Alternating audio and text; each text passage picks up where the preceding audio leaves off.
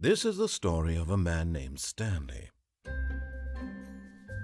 Stanley worked for a company in a big building where he was employee number 427.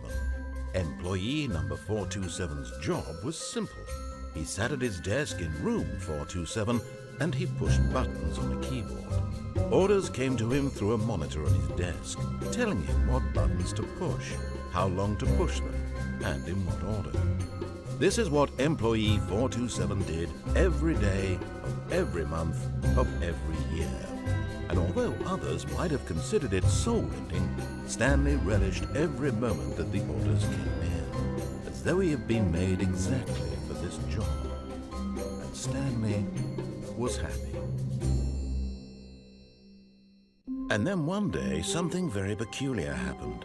Something that would forever change Stanley. Something he would never quite forget. He had been at his desk for nearly an hour when he realized that not one single order had arrived on the monitor for him to follow. No one had showed up to give him instructions, call a meeting, or even say hi. Never in all his years at the company had this happened, this complete isolation. Something was very clearly wrong. Shocked, frozen solid, Stanley found himself unable to move for the longest time. But as he came to his wits and regained his senses, he got up from his desk and stepped out of his office.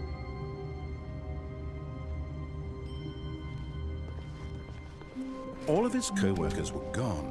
What could it mean? Stanley decided to go to the meeting room. Perhaps he had simply missed a memo.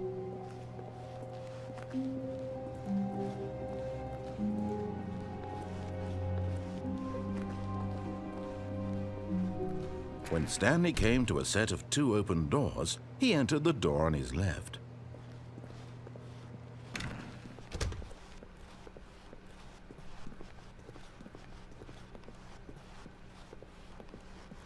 Yet there was not a single person here either. Feeling a wave of disbelief, Stanley decided to go up to his boss's office, hoping he might find an answer there.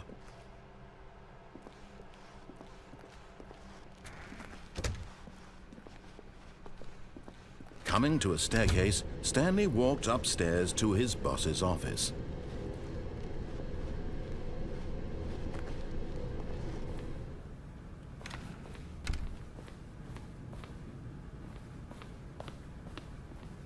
Stepping into his manager's office, Stanley was once again stunned to discover not an indication of any human life.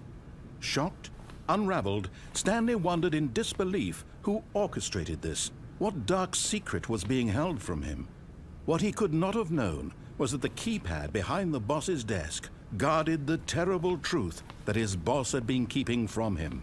And so the boss had assigned it an extra secret PIN number, 2845. But of course, Stanley couldn't possibly have known this. Stanley simply began entering random codes into the keypad, knowing full well the sheer statistical unlikelihood that this would ever result in a correct combination. If he knew that the combo was 2845, it would be another story entirely. But no, this is what he was going to do instead.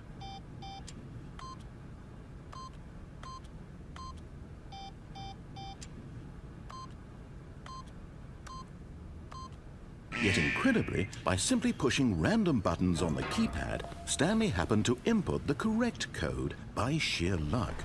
Amazing. He stepped into the newly opened passageway.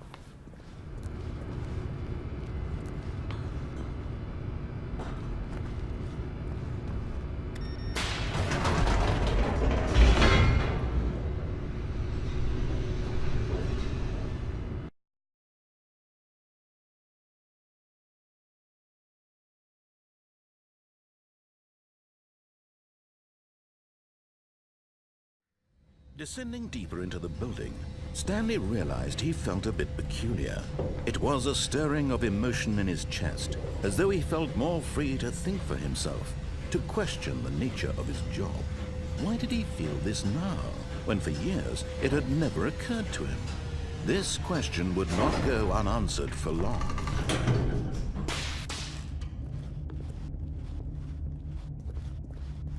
Stanley walked straight ahead through the large door that read Mind Control Facility.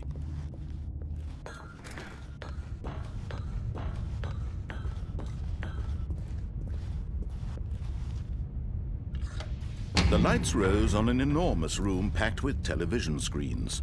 What horrible secret did this place hold? Stanley thought to himself.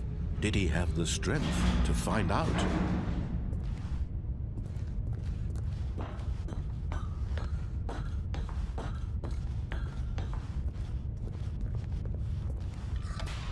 Now the monitors jumped to life, their true nature revealed. Each bore the number of an employee in the building, Stanley's co-workers. The lives of so many individuals reduced to images on a screen, and Stanley, one of them, eternally monitored in this place where freedom meant nothing.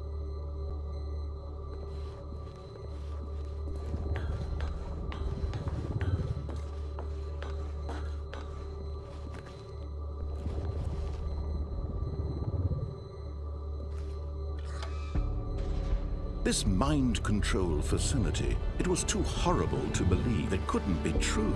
Had Stanley really been under someone's control all this time? Was this the only reason he was happy with his boring job? That his emotions had been manipulated to accept it blindly?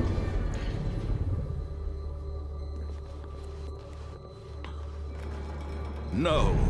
He refused to believe it. He couldn't accept it. His own life in someone else's control? Never! It was unthinkable, wasn't it? Was it even possible? Had he truly spent his entire life utterly blind to the world? But here was the proof, the heart of the operation. Controls labeled with emotions, happy or sad or content. Walking, eating, working, all of it monitored and commanded from this very place.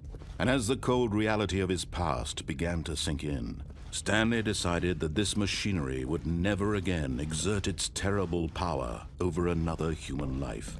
For he would dismantle the controls once and for all.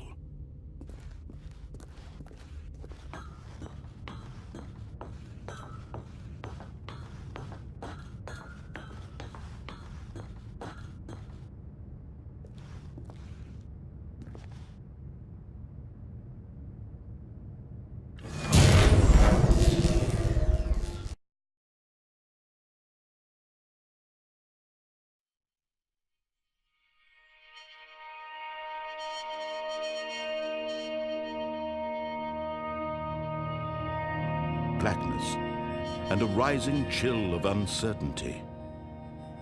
Was it over?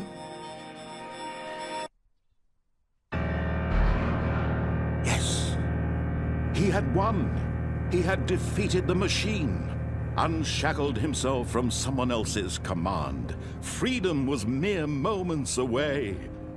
And yet, even as the immense door slowly opened, Stanley reflected on how many puzzles still lay unsolved. Where had his co-workers gone? How had he been freed from the machine's grasp? What other mysteries did this strange building hold? But as sunlight streamed into the chamber, he realized none of this mattered to him. For it was not knowledge or even power that he had been seeking, but happiness. Perhaps his goal had not been to understand, but to let go.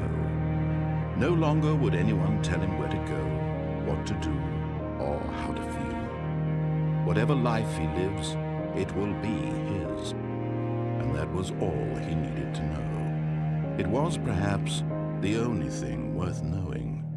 Stanley stepped through the open door.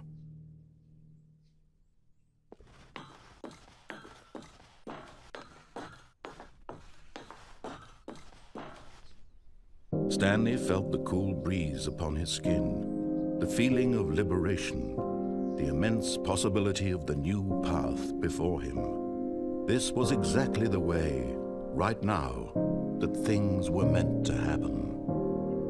And Stanley was happy.